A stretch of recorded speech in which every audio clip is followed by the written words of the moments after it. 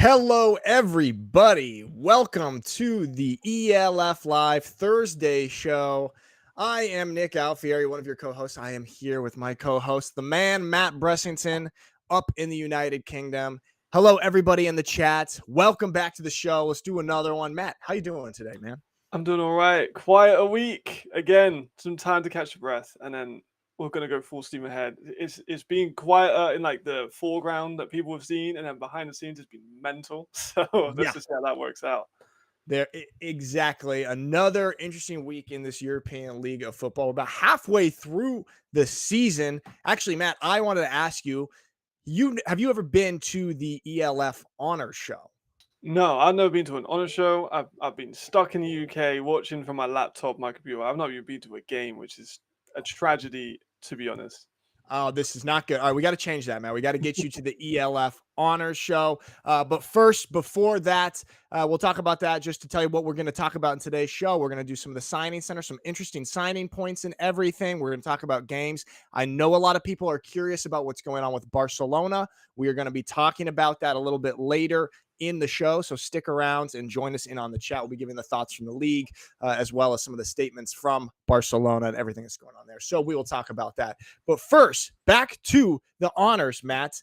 It has just been announced that the ELF Honors 2024 tickets are on sale right now. Guys, I cannot encourage you enough to go to this event. I had the honor of hosting last year with Eleni Froman, and we are going to be hosting it again this year. It's going to be in Gelsenkirchen, the same city that the championship game is in, very close, at an extremely unique and cool location, which will be revealed shortly. Limited tickets. It's going to be a very, very cool in-person live event. I highly encourage you, if you are going to the championship game or plan on going to it, go to the honors the night before. We will be there. We can't wait to see you guys there. ELF Honors 2024, going to be an awesome event. Tickets are on sale now. Matt, we're going to be there. That's going to be an awesome one. And guys, speaking of honors, we have a little bit of an honors segment ourselves, Matt, right? We have, oh, you know what? Sorry, from our director, Maxie. I got a little bit ahead of myself. Tickets for the honors are not on sale just yet. They are on sale starting tomorrow. Sorry about that. I got a little too excited. Oh, was that too excited. So tomorrow, there we go. You know, Matt, sometimes I get a little bit ahead of myself, but there we have it. But let us get into a nice little new segment that we are doing in the halfway point of the league. Matt and I are doing our own little mid-season honors show right here. And guys in the chat, feel free to chime in and tell us your thoughts on here. And we're going to be awarding our honors awards as if the season had ended today. So, Matt, shall we get on into it? Absolutely, we should. Yes, we should. Yeah, Let's go. Well, we go first. Hit me up. There we First one. All right. First one. Special teams player of the year. Guys in the chat, join in. Tell us who your special teams player of the year is. Matt, start us off. Who do you got? I got Aaron Jackson. Now, we all know about how good Aaron Jackson is. You give him the ball in his hands and he can take absolutely anything. I remember watching one of the games a couple of weeks back. It's coming up to halftime. I'm like, it's got 2 seconds left on the clock. We need to turn away, do something else. So the next time I look back, he's running down the sideline for a touchdown. He's got 2 kick return touchdowns so far, including a couple that have been called back. He's averaging 31 per attempt. He's been outstanding. There are some other guys, but touchdowns win games, momentum swings. He's the guy. Yeah, I like that pick, man. And you touched on, there's some other guys that maybe we could have in the conversation. You know, you always would love to give it to a kicker who don't get enough credit. Maybe Lenny Krieg from the Stuttgart Surge. He's doing well this year. But dude, I'm going with you. I'm Aaron Jackson as well. And it is just kind of comes down to those kick return touchdowns. Those are game changers. We talked about it last year with Devin Burrell. I mean, he had all of those kick return touchdowns. And this is just something that can absolutely flip the momentum of a game. Jackson's got 2 already. And like you said, couple called back. Guys in the chat. So Matt and I agree here. Our current special teams player of the year is Aaron Jackson, based on what we've seen the first half of the season. Anybody in the chat, if you've got an opinion on this, feel free to chime in, because we're going to also be doing a couple other categories. Yeah, man, Aaron Jackson, I mean, are you surprised about Devin Burrell's kind of I mean, I don't want to say lack of production this year, but it is not getting the same amount of action this year. Are you surprised by that with him and Russell? Massively surprised. You know, he was splitting returns for a while with Bender, which I thought was weird. They had a special teams turnover at some point in the season, just a couple of weeks back. Devin Burrell's amazing at returning kicks, and for some reason, I don't know why you would let a guy that got 7 the previous year split kicks in the next year. It seemed a bit odd to me that they've done that. He's recently just got another one, so he's maybe a bit of a comeback from him in terms of going back for that reward. I'm sure he doesn't like people talking about returning and not mentioning him first, so I'm sure he'll be coming out in the next couple of weeks with vengeance, to be honest, because he's a baller with that ball in his hands as well. Absolutely. And then I'm checking here in the chat. Let's see. Dat German, J9. Oh, J9. He said, Lenny Krieg, Chad Walrun, your man, Matt, who you just made a big video about. And then, of course, we got our guy, Alex Malchow, in the chat. He created his own category, coolest guy. And he's giving that to his man, Ben Holmes, which I think is pretty fair right there. I know he went to Vienna and got to meet the man, Ben VP himself. All right, so we agree on that one. And guys, just there in the chat, Mike, I see you sticking on the Barcelona point. We're going to be talking about that, but here we go. Let's stay on task. Stay focused. We're in our awards show right now, Mike. Okay, so stick around, and then we're going to talk to you about Barcelona a little bit later. Back to awards. Come on, stay on task. So we've got our next category. We both agree right there, Matt. We got our man, Aaron Jackson, based on what we've seen so far. That's our special teams player of the year.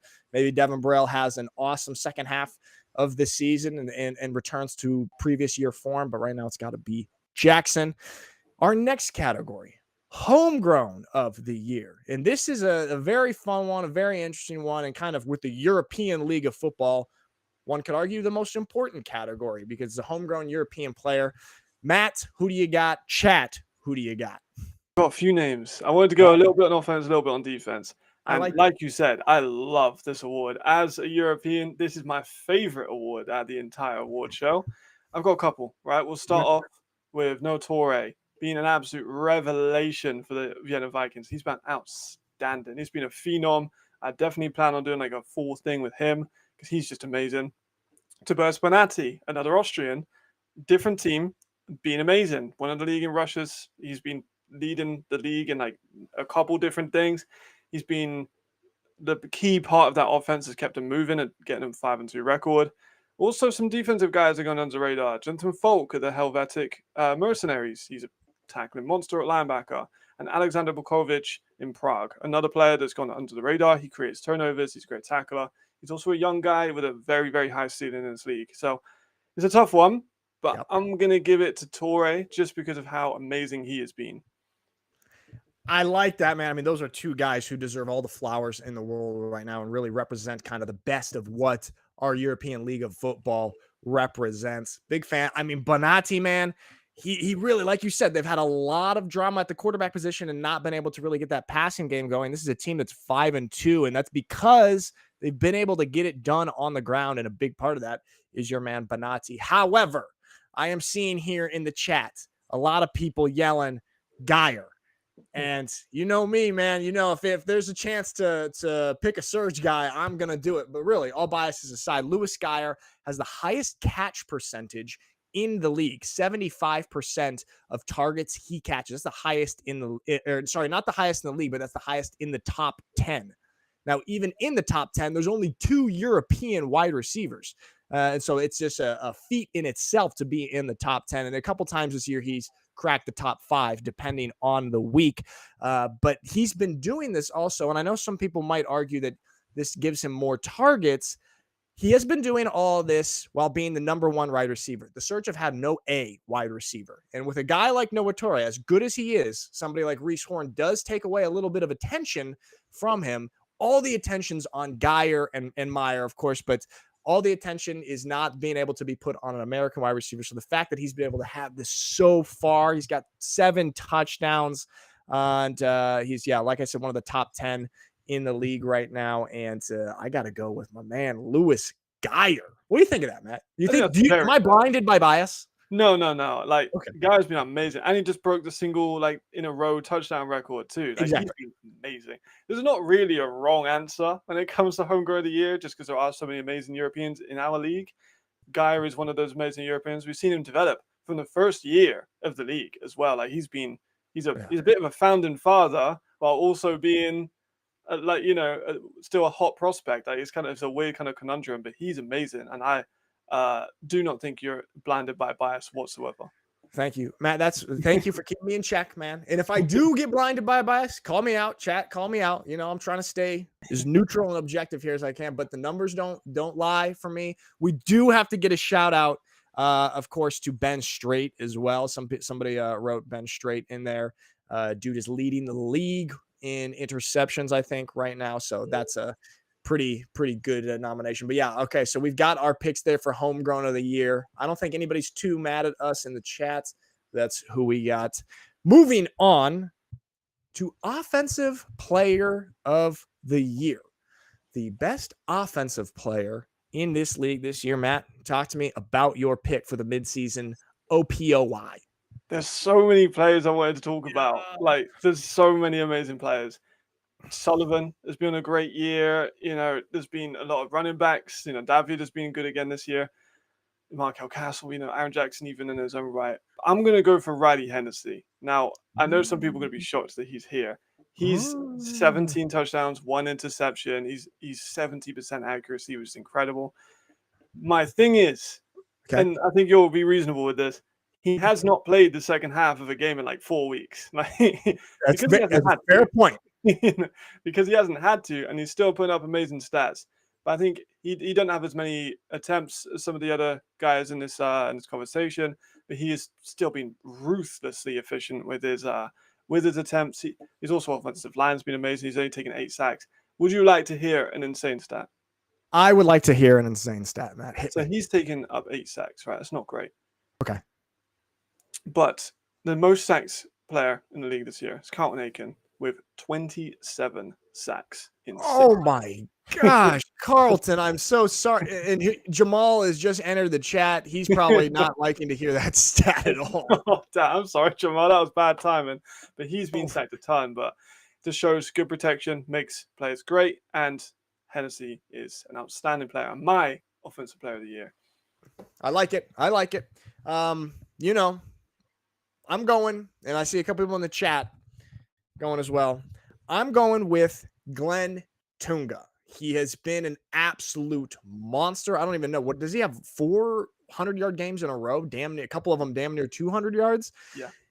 Been absolutely carrying the Rhine Fire, as Mark Wilson says right now in the chat. He says, he literally carried the Fire to several wins, and I do agree with that. And he has really kept the Fire, as they have struggled through the air, kept them a premier team in this league. However, he is not the only person on that team who's having some success rushing. Last game, they had 3 guys go for 100 yards. It's not to take anything away from Glenn, but that is just the reason why I don't have him in the MVP category right now. But I do have him in the Offensive Player of the Year category. Glenn Tunga just having an absolute beast of a year. It's a little bit more difficult, I think, for a lot of people, myself included, to give an MVP award to a running back over a quarterback. If someone deserves it this year, Glenn is on track to do that. It is just playing the quarterback position. You get a little bit of favoritism there just because you're handling the ball in every play. But right now, Glenn has put in an absolute show for us, carrying the Rhine Fire. For me, he's the Offensive Player of the Year currently. I'm glad you had Riley in there, though, too, man. Yeah, Riley's in this side, but there's a ton of amazing players. Offensives this year have been incredibly good. I'm so excited. Yeah, dude. We got a lot of ballers, man. We got a lot of ballers. And I can't wait to see how the second half of this season develops and see who really ends up at the top of these lists at the end of the year. We got an exciting back half of the season coming up. All right, moving on to even more important than Offensive Player of the Year, of course, and everybody agrees with this, Defensive Player of the Year. Really the backbone. We know the phrase, offense wins games, defense wins championships. It's time to highlight good defensive players. Matt, talk to me. For me, there's only one guy on this one, and it's AJ Wentland. He has been amazing this year. He's been amazing every year, but this year has been something else. 3.5 sacks, which is good for any position at the moment. We're only, a couple weeks in for a linebacker, especially. A block kick, a forced fumble, some breakups, interception, tackles, literally from England to Germany. He's been tackling everyone. Like, he's been outstanding. He's got 96 total tackles. Second place has 72, and which is still good.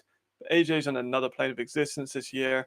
There's a lot of contenders when it comes to, defensive back. I'm a defensive back. I can appreciate the craft. Right. Jay and Embry being in there, Benjamin Strait, of course, ton of them. But for me, defensive player of the year is a guy who stands above the rest of the players in the position.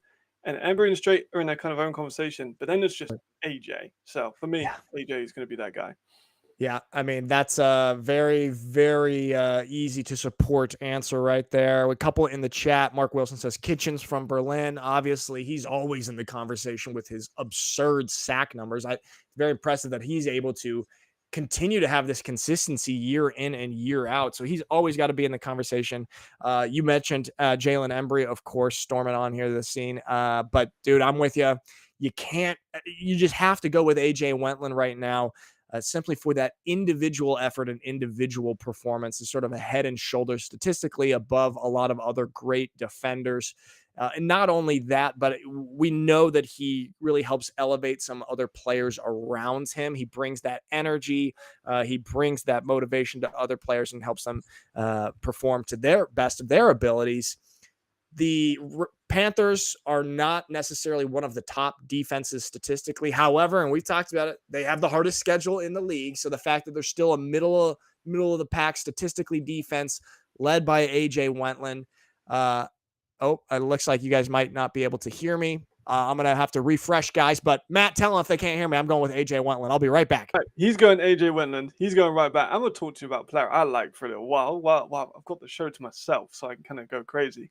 I want Chandler Jones. If he didn't get injured, man, he was so good. He was definitely on a course for like one of the best seasons that we've seen for a player. 15 breakups is incredible. He had himself 3 interceptions as well. So if Chandler Jones didn't get hurt, I would have been outstanding.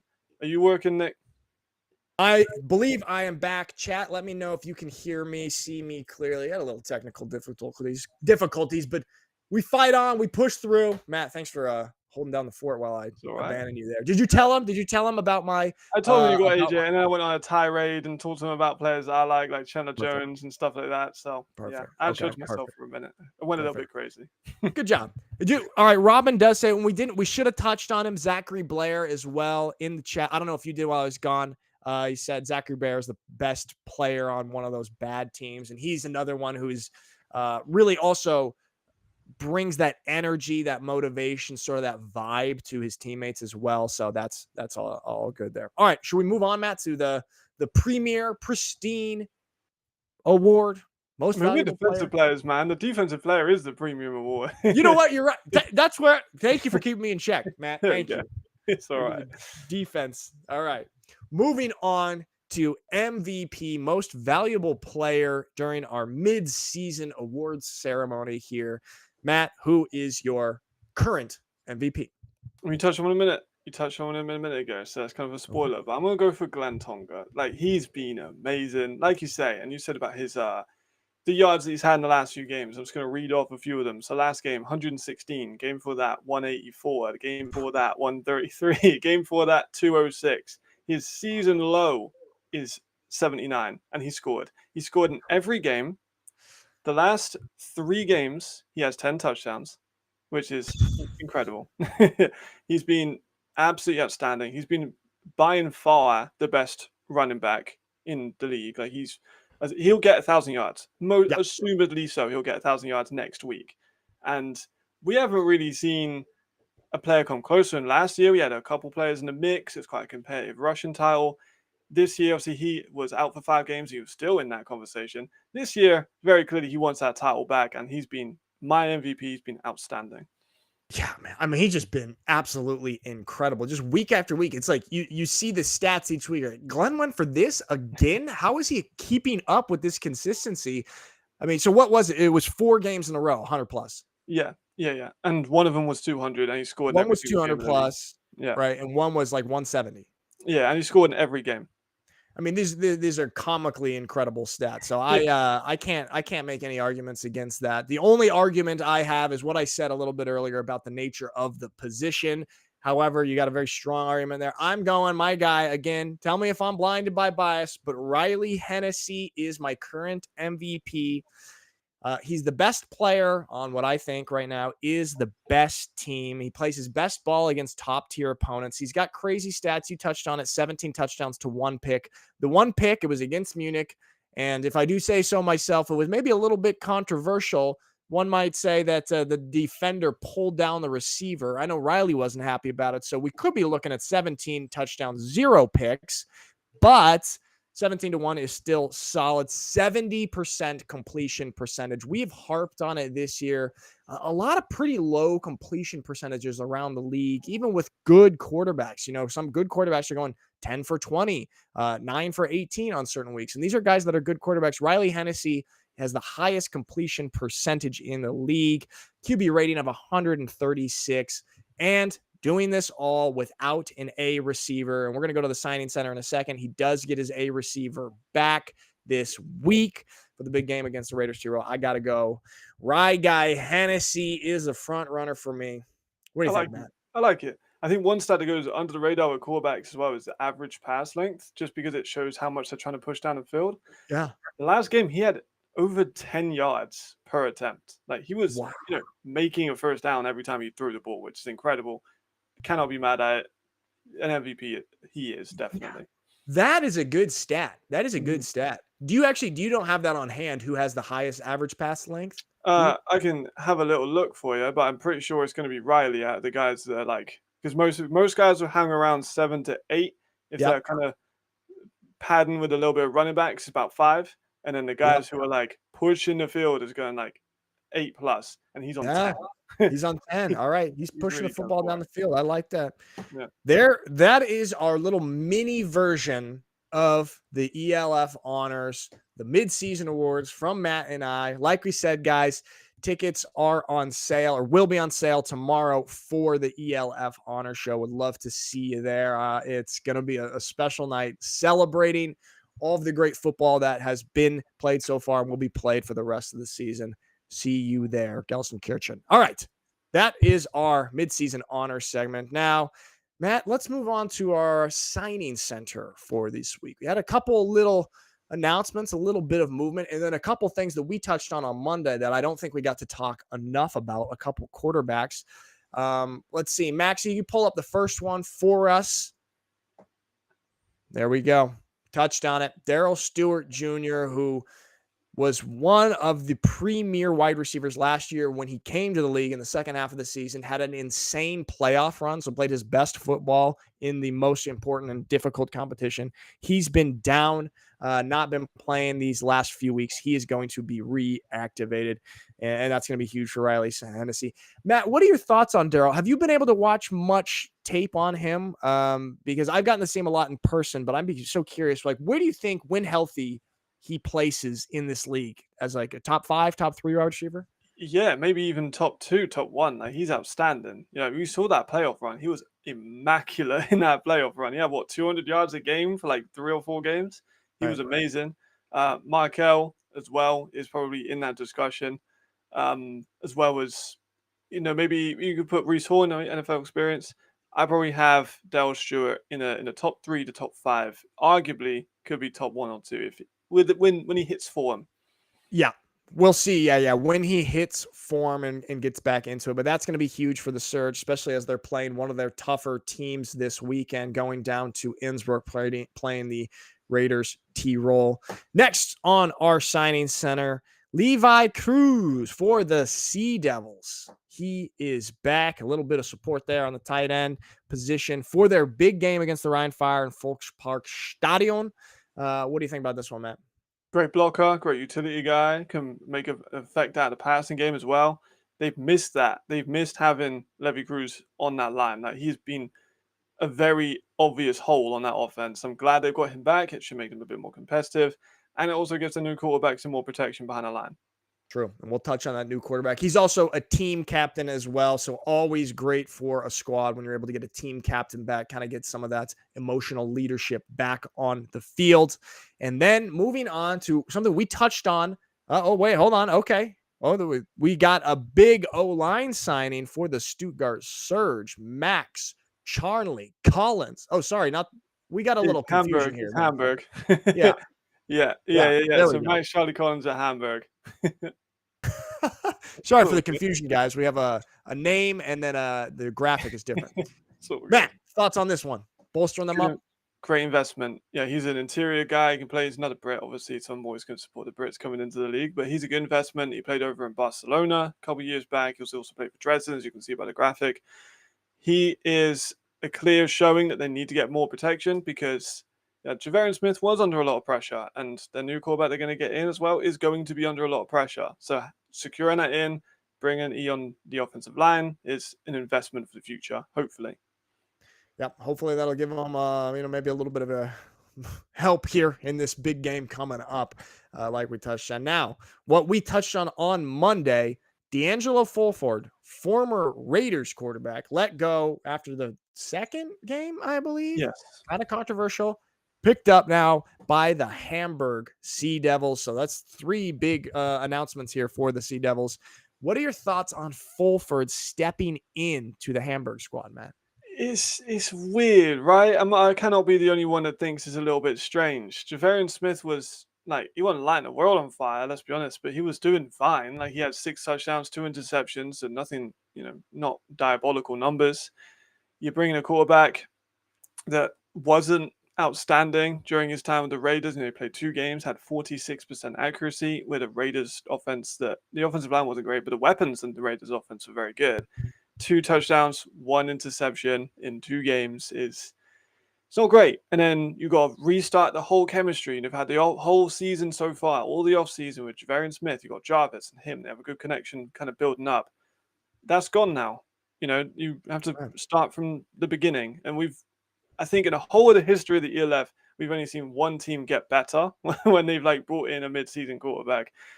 It's an interesting decision that I wouldn't personally have made. I'm sure people in Hamburg would have been a bit like, really? When they saw that Javarian Smith was released, but it's not like he's been injured. He's been cut, which is right. An odd move I'm not entirely on board with. You described it, I think, off camera as a bit of a lateral move, right? Yeah. And if you're going laterally in terms of, I don't know, maybe on-field talent and potential there, that is actually going to end up being a step back when you count in the team chemistry and all the connections that have been built over the first half of the season that are now gone and now need to be rebuilt. Interesting one. So we will see how this plays out. Mark Wilson in the chat says, too little, too late with the Hamburg QB signing. And we'll see if you are right on that one. Another team that has a new quarterback, the Frankfurt Galaxy, have Matthew McKay, Luke Zaraka placed on IR, brought in Matthew McKay, who has some big-time college football experience, as we see here in the graphic. North Carolina State did finish his college career at Elon, a 1AA school. Interesting, Matt. You watched some tape on McKay. What are your thoughts on him and him stepping into the Frankfurt Galaxy squad? He's an interesting player. I quite like him, actually. I've quite liked the tape. So he is a big dude. He measured at 6'3", 217 at his pre-draft measurables. He's physically imposing in the pocket, but he's very calm. He's very collected. He's very composed. He reads the field. He isn't just slinging it from what I've seen. But here's the thing. He can hit every position on the field. I have no problem with that. He has a good arm, a nice spin on the football, a pretty decent release. However, I need to see more of his short and intermediate game develop. I haven't seen a crazy amount of that. He had good stats in college, of course, but the big step up of the NFL didn't make it. Went to the Brahmos in the XFL, couldn't stick on the rosters. He's a good switch out for Zaraka because they're both pretty big. They both have good arms. I just think that McKay shows better decision making. I think that will be very important for steadying the ship of the Galaxy because they have been rocky. Let's put it that way. I would like to see them invest with the run game a lot more. You've got Sandro Platz coming, who's one of the best running backs Europe has ever produced. You have him in the backfield You have a good offensive line. It's not great, but you've got Steven Nielsen, who's one of the best offensive linemen in Europe. Yeah. You have him on the tackle. You have a decent amount in the interior. You can keep him safe, and hopefully he'll be composed enough to pick apart defenses. I think it's a really good move. I generally think he could stick around to potentially the end of the year, even if Luke comes back on IR. Now, that might be a controversial take, but I quite like what I saw on the tape with Matthew McKay. Hey, we are in full support of controversial takes here on this show, man. So that's good. What do you think? How mobile is he? He's not like he did have some good rushing numbers in college, but he had a Okay. 4.9, which isn't like Uh, rapid. His mobility is more like what you see from Jadrian Clark. Like his okay. mobility is within the pocket, it's within the tackles. You're gonna step up to make a pass. He's gonna sometimes he'll get a little bit too deep into the pocket, past his tackles, and risk getting attacked from those angles. But it's just to uncork that cannon of an arm that he does have. I just need to see him pick defenses out a little bit more with the short and intermediate, because that's something that I haven't seen a great ton of from tape. He does push the ball upfield with velocity. Okay. Good to know. And there we have it for the Frankfurt Galaxy. Hopefully bringing a little new life to them. Like you said, it's been a very rocky road for the Galaxy. Probably one of the teams that I would describe as having one of the more disappointing seasons so far, especially with all the hype and the roster building they did in the offseason. So that's who we've got there. And then we've got one final one at our signing center. Not really a signing, but Val Gunn, the head coach of the Mercenaries, being let go, and Brian Billy stepping in as the interim head coach. Jamal, if you're still in the chat, give us some thoughts here on this Mercenaries situation. Matt, what do you think about this whole Mercenary situation now after they got their first win? Yeah, they got their first win, and that was a really good moment just for, I think, everyone kind of watching. It's a good feel-good story. But then they release offensive line, and we just talked about how bad their offensive line is, and they've just released a couple of that offensive line. Like if they release the E's and then sign new ones, I wouldn't have a problem with it. But then they've signed more defenders, which is odd. They've signed more DBs that were, Ibel is a good player, but he's a fringe player on the Paris team. He played a couple games for them earlier in the year, and has now gone to the Mercenaries. But they've also got people like Chavarro, and Chavarro is a really good DB. Like he's young, he's always an NFL Academy alum, but the Dutch know how to make good DBs. You got Arthur de Boucher, he just committed to Boise State, Dutch. You've got Ibrahim, who played for the Cologne a couple of years back, or Jairo Faveras, who's currently at West Virginia, and who's a linebacker now, but used to be a DB. They can make DBs, and then they're playing him at receiver, which is odd. So the Mercenaries are quite a tough team to watch sometimes.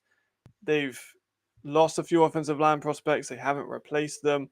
It might be a rough week. I feel bad for the head coach have to take this over. It's not the best of teams to take over at this point in the year.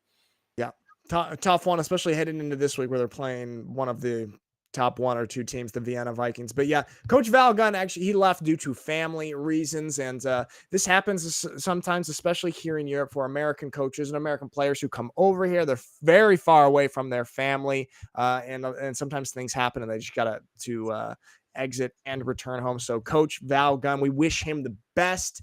And we thank him from our side of things for, fighting through some rocky stuff off the field and leading his team to their first win. And so we wish him the best. So that is what we have got on our signing center. Some interesting stuff here, some roster moves. For me, the most interesting thing is some of those quarterback moves, man. The Sea Devils and the Galaxy, two teams kind of butting near the bottom of the Western Conference, seeing if they can't find some new life and new action heading into the second half of the season. All right, Matt, let's head into our week of games. Another beautiful graphic. Look at that slate of games. Week 8 in the European League of Football 2024. We've got some interesting ones. Guys in the chat, let us know your picks. We're about to do a pick 'em of who we think is going to win these games. We're starting off with the Battle of the Beaten. We've got the Fairvarn Throners versus the Prague Lions. Matt, what are your thoughts on this one, and who are you taking? That's a nasty work name for that. I like it. Prague is a tough one. Both of them, of course, Battle of the Beaten. I kind of liked what I saw from Prague more recently than in Throners. So I'm going to go for Prague. I'm going against the grain a little bit, but they got Perkins in. Oh, yeah. Perkins was, kind of had that dog in him a little bit. They have I think, a more balanced receiver set. Both of them struggled offensive line. They got Alexander Borkovic, who I mentioned earlier. So I like Prague. Right. Absolutely. And here, just in the chat, we got some people saying we're going to talk about the Barcelona Dragons situation when we get to that game. And if Prague wins, this will be their first ever win in the European League of Football. It's interesting. This is about as close to a 50-50 split with the fans that you're going to get, 54-46. Matt, you're going Prague. I am going to go with the Enthroners. And for me, the big thing is just a lot more consistency at the quarterback position with Jack Mangle being there. Has not necessarily been great. It's not like they've had a ton of success through the air with him, but he's been there. He's had 7 weeks to build a little bit of chemistry with some of his receivers, Robitaille, Toth, Chirok, some of these guys who I was impressed with a bit when I watched them. I commentated them against the Milano Seamen, so I watched them in great detail. I'm going to go with the Enthroners this week, but this is probably going to be a very fun, very interesting game. I'm for sure going to be watching this one. It's going to be great. And they just got Leo Cephalakoulis as well, another Brit. He was actually on my Rookie of the Year watch list when he was at the Mercenaries, so I think he'll be a good addition as well. Yeah, there we go. All right, so we got that pretty split there. In the chat, Mark Wilson says he's going with Prague. They seem more in stride than the Enthroners, kind of what you said, Matt. Yeah. ELFPD is with me, Enthroners as well. All right, this is going to be a fun one, guys. It's going to be a fun one. Next, a Western Conference matchup with quite a different fan split here. 95% of fans currently taking the Frankfurt Galaxy as they play the Cologne Centurions. What do you think about this one, Matt? I think it probably is going to be one-sided, but I wouldn't have guessed it would be 95% to 5 because the Galaxy have been disappointing, and they've just got a new quarterback in. I'm sure he's going to be great. I'm a fan of his, but they have had well-documented struggles at 2 and 3. It's not good. Their defense has been kind of in the middle. Their rushing offense has been poor. I do think the Galaxy are going to win. I just think it won't be as much of like a 30 plus. I think it'll be about a 15 to 20 kind of range. Yeah. I am with you 100% on that. I'm a bit surprised that this is so heavily favored to the Galaxy. I mean, I think it'll be, I think it could be a 7 to 14 point differential, but Cologne has hung in there. They're a team that has just had a brutal schedule. They've played the Fire, the Bravos, the Musketeers, and the Fire, and now they're playing the Galaxy. Their record's not good, but it's because they've had a very difficult schedule. I think that there's a little bit more there than people recognize, especially with that weak record. When they played the Bravos, they hung in there and they lost by 11, but that was an actually much closer game than that final score illustrated.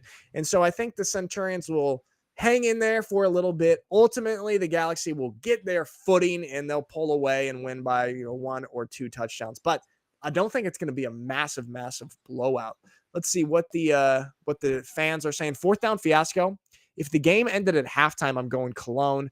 Since it's 4 quarters, I'm going out. That's interesting. I like that take. They scored 25 points on Paris, and I love the Paris defense. They still scored 25 there.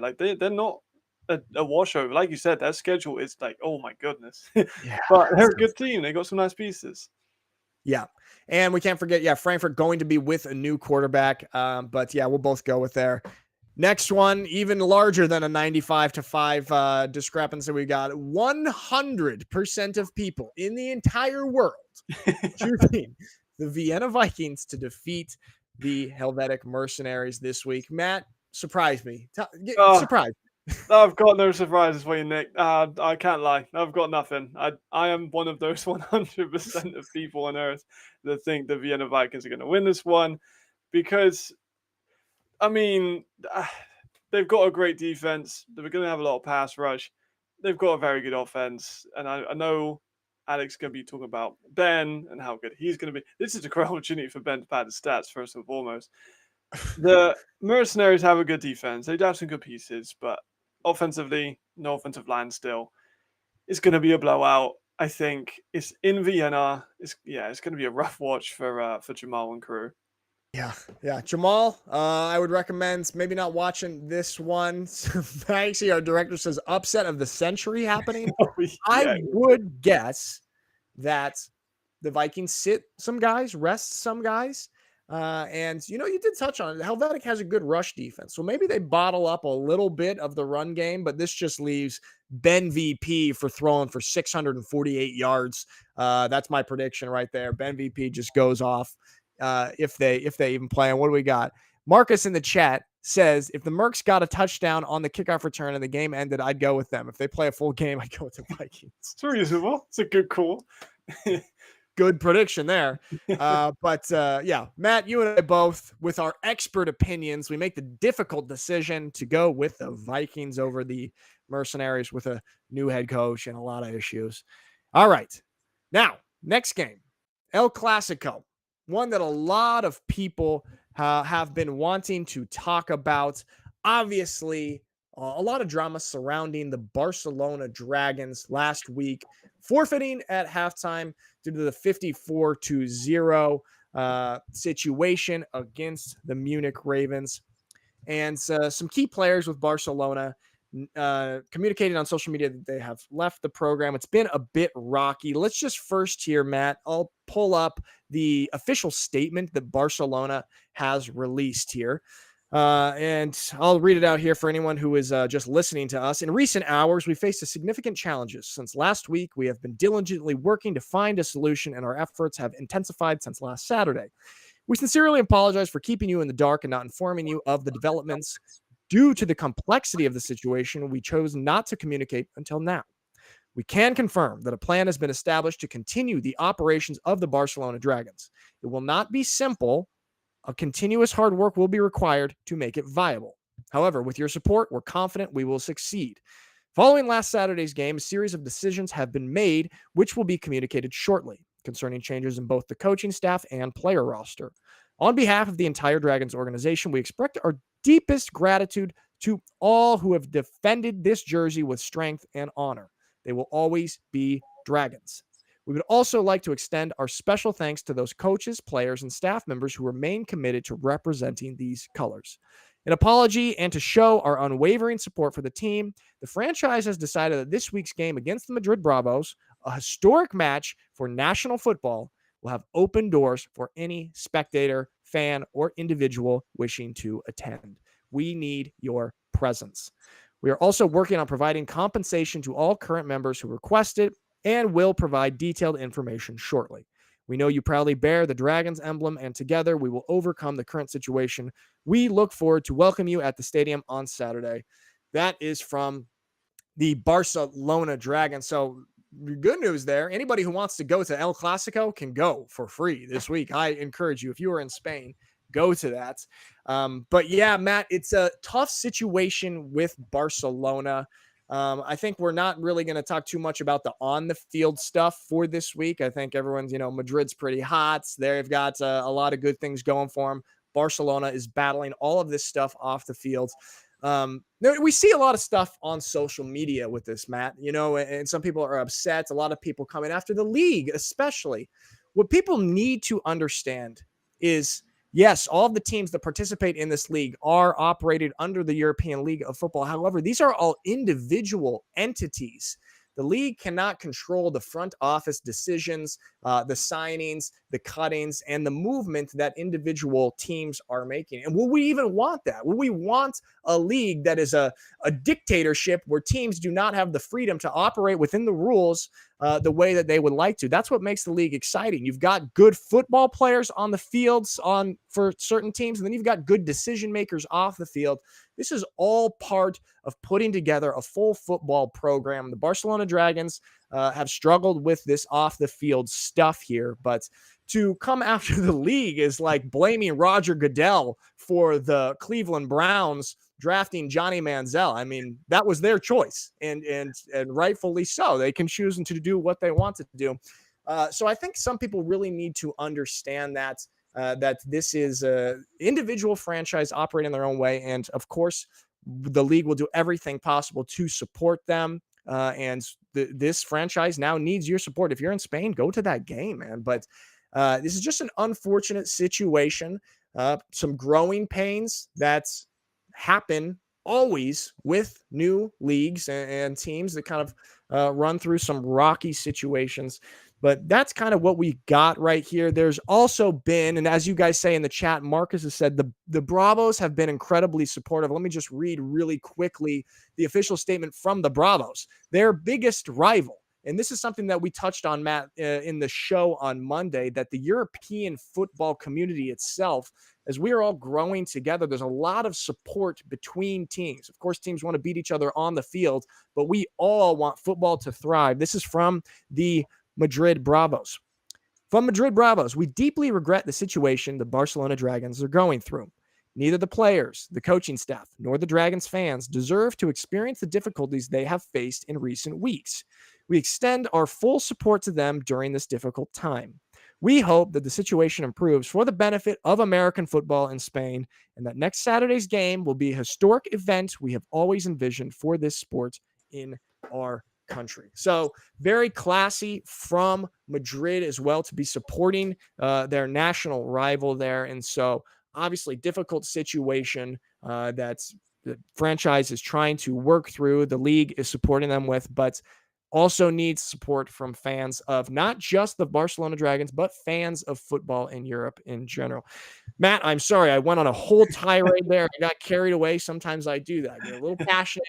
Do you have any thoughts, anything that you would like to add about this situation? Yeah, it's not a good one. Like you said, you rounded it up well. The Barcelona Dragons are one of the founding teams of like NFL Europe, but the Barcelona Dragons are not a team that have been around for just since the ELF. They're an old school team. They're iconic within European American football, and Spain has amazing talent. Like people don't realize how good Spain are when it comes to American football within their own domestic league, and we've seen how good Madrid are. We've seen Barcelona being very, very close to the top of the mountain in American football and in Europe. This is an iconic team. I love the Barcelona Dragons, even if I'm not necessarily a fan. I like the way that they've opened up the doors to the El Clasico, so that should be good and maybe hopefully inspire some people to go to the games in Barcelona and support the team. Like you said, though, difficult situation. Cannot just throw accusations at the league for not, because some people on the internet could go crazy no matter what happened. And it's a tough situation. Hopefully, I want to see the Barcelona Dragons back on field. I want to see them back to competition. I want to see them competing where they were just 2 years ago. I think we can all want to see the Dragons back. And I've had discussions with people. If you don't want to see this team come back, you're not a fan of the league. Like you want to see the great teams play. You want to see competition. You want to see Spain playing an El Clasico. You want to see Barcelona versus all the rivalries they built up over the last couple of years. Absolutely, man. 100%. I'm still seeing here some of the people in the chat. Mike, I gotta talk to you here one-on-one, Mike. It's sad that the ELF commissioner is not caring at all, just doing funny Instagram videos. Mike, you're in the chat here. You watch the show. You're obviously a fan of the league, a supporter of the league. And I do have to say that you don't know what's going on behind the scenes, what the league is doing, the communication and work that the commissioner and the league are doing with the Barcelona Dragons. Remember, these are separate entities, okay? The Barcelona Dragons made their moves and their decisions themselves as they are able to operate within the league, and they have found themselves in a hard time. We don't want a league where it is all centralized, fully controlled, and decisions made regarding roster moves or front office or coaching staff from the league. That is not what a football league is about. And so, Mike, I just want to tell you that you don't know what's going on behind closed doors.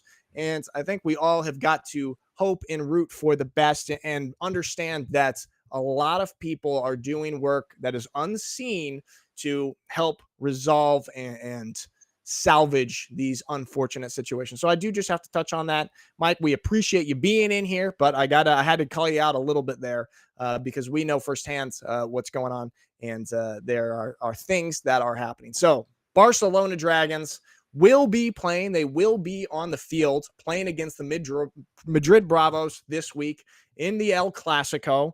You can all go for free if you're a fan of ELF football. If you're in Spain, go to that game. I know I would be if I was not on the west coast of the United States right now. But we've got a lot of people taking the Madrid Bravos. We didn't even talk anything about on the field stuff, but I'm going the Madrid Bravos. With all that being said, I still got to go Madrid Bravos. Yeah, I'll agree with you. A very good team. Like you said, they're hot. Barcelona have got all their stuff going on. So, but, Madrid are the heavy favorites for this one. Yeah, there we go.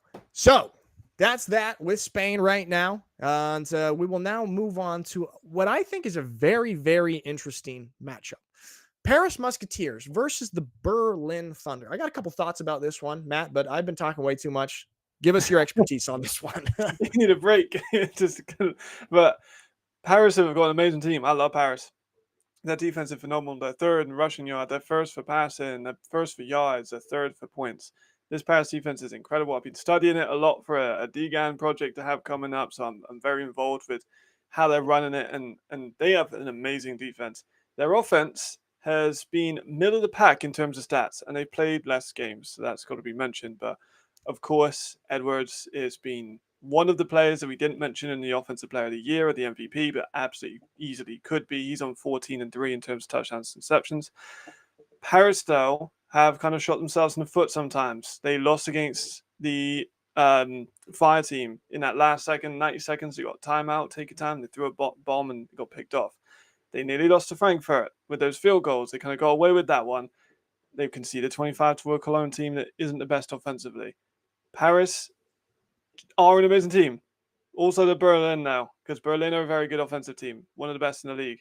They shoot themselves in the foot too with their second half performances. Of course, I know you're going to want to talk about that, so I won't steal all the limelight because they are bad in the second half. Play calling in every single way. You have a very good defense.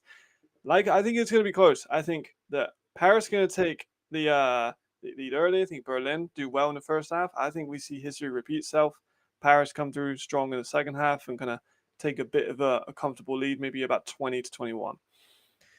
That's a good one, man. You said a lot of good stuff there. This is a tough one. Of course, we've talked just week after week about Berlin's second half woes, but I've been impressed with them in the first halves, and they've shown and proven to us that they are a team that can compete with not just good teams, but elite teams, leading Vienna at halftime and having the chance to defeat them and kind of giving it up in the fourth quarter. Similar with the Rhine Fire, they have the ability. I think a lot of their struggles have kind of been maybe culturally or mentally or something, just not feeling the ability to finish off a game. Paris, on the other hand, they've kind of been a top 5 team for a lot of people this whole season. I know you're very high on them. I am also quite high on them, especially not just them as a football team, but them as an organization with all sorts of off the field stuff. So I am a big fan of them. I might, though, Matt, go for the upset pick. Okay. Ooh, I'm going to go with Berlin, that they are finally going to be able to finish a game all 4 quarters. I'm hoping that they have learned and they're able to keep their foot on the gas. I think it's going to be incredibly close. Could go either way. Just like you said, you had a 21-20 to Paris. I'll go 21-20 Berlin. So I don't know. I got a feeling that Berlin might be able to sneak out against, I think in the long run, overall, the course of the season, Paris is a better football team, but I think that Berlin might be able to pull it off this week. You think that's ridiculous? No, I don't think that's ridiculous. I think that's ridiculous at all. The second half, though, that's the big thing, man. They keep doing it. I don't understand they keep doing it. Sullivan's great. That run game, we saw that coming through a little bit in the last game. They got 6. So maybe we see them run a little bit more. Paris do have a very good run defense and defense overall. But so the Berlin it could be a bit of it, or we could have a bit of a shootout, though, because these are two good offenses. This is Sullivan versus Edwards as well. So we've seen this since the early days of ELF. You know what? It might not be 21-20. It might be 41-40. I don't know. It could be a shootout. But I think that's going to be quite a fun one. So I'm excited to watch that one. There we got that. 34% of people so far taking the Thunder. I'm in that 34. I'm in the minority on that one. And 2/3 of people going with the Musketeers. All right. Another game. Tough split here. 99% of people are taking the Rhine Fire. This is in the big Volksparkstadion in the north of Germany, and they're expecting this might be the largest regular season game this year, possibly 20, 22, 25,000 people will be at this game. They had a great one last year, looking to repeat that. But Matt, does Hamburg have a chance? What do you got? I mean, what a game to make your debut for a new team. Fulford's got to come in against a Ryan Fire defense and play in front of 25, maybe 1,000 people. Talk about pressure. Yeah.